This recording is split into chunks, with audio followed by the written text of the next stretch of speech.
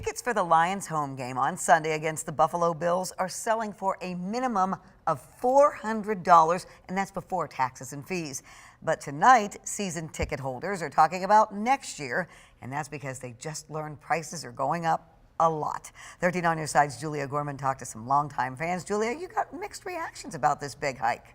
Yeah, Juliet, a lot of feelings. And if you search for Lions tickets on Twitter or Facebook right now, just type it in, you'll see a pileup of people who are pretty amped up about this. One fan I spoke with says he's going for season tickets once again, but another is still mulling it over amid a roughly $1,000 spike.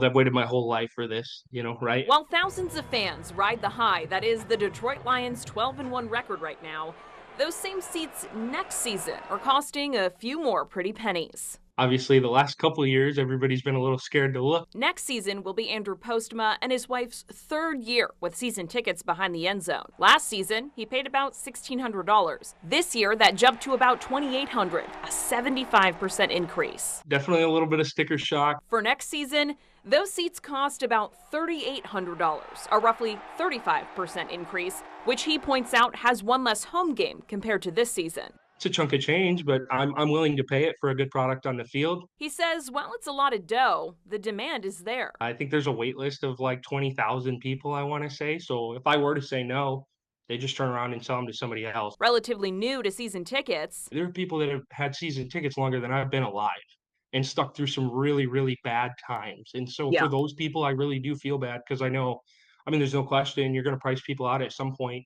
Donnie Ginfermi has been a season ticket holder for about 10 years, splitting the cost for 2 tickets in the lower bowl corner of the end zone with his dad. The first 7 years of having season, they'd go up very minor, maybe $100, $200. He's gone from about $22 to $31 to $4,200 for next season, with whether he'll buy next year's tickets up in the air. And it's one of those things where we love football, but you also have to keep the product good. If Jared Goff gets hurt, you don't really have a quarterback that's going to take his spot. Ginfermi points out higher ticket prices might be easier to swallow if Ford Field was getting some sort of large facelift. You keep winning.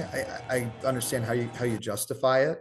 Just keep winning. And if they start losing, do the prices go back down or no?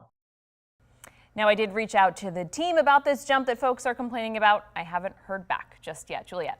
Julia, the price of success.